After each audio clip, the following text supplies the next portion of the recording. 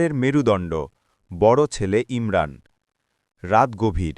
শহরতলির ছোট্ট টিনের চালার ঘরটায় যখন সবাই গভীর ঘুমে আচ্ছন্ন, তখনও ইমরানের চোখে ঘুম নেই। এক ফালি চাঁদের আলো এসে পড়েছে তার মলিন মুখে, যেখানে ক্লান্তির ছাপ স্পষ্ট। সে শুধু এই পরিবারের বড় ছেলে নয়, সে যেন এই ভাঙাচোরা সংসারের মেরুদণ্ড। বাবা অসুস্থ, ছোট দুই বোন পড়াশোনা করছে, আর মা ঘরে সেলাইয়ের কাজ করে সামান্য কিছু আয় করেন। পুরো সংসারের ভার এসে পড়েছে ২৩ বছরের ইমরানের কাঁধে। ইমরানের স্বপ্ন ছিল অনেক বড়। সে ভালো ছাত্র ছিল, ইচ্ছা ছিল ইঞ্জিনিয়ারিং পড়বে।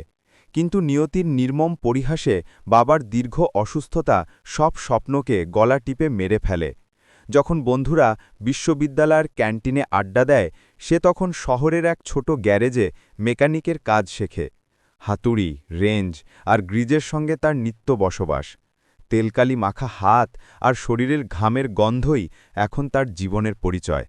সকাল হলেই তার নতুন সংগ্রাম শুরু হয়। ভোরের আলো ফোটার আগেই উঠে মায়ের জন্য জলের ব্যবস্থা করা, ছোট বোনদের স্কুলের টিফিন গোছাতে সাহায্য করা, এগুলো তার নিত্যদিনের রুটিন।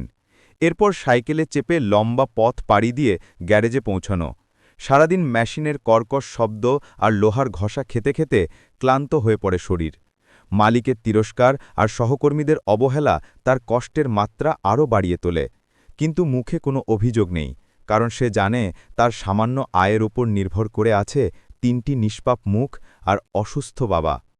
একবার ছোট বোনের পরীক্ষার ফি নিয়ে খুব সমস্যা হয়েছিল।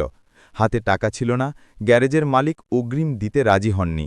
সেদিন রাতে ইমরান দীর্ঘশ্বাস ফেলেছিল। সে প্রতিবেশীর কাছে হাত পেতে কিছু টাকা ধার করেছিল। সেই রাতে ঘরে ফিরে বোনের হাসি মুখ দেখে তার বুকটা ভরে গিয়েছিল।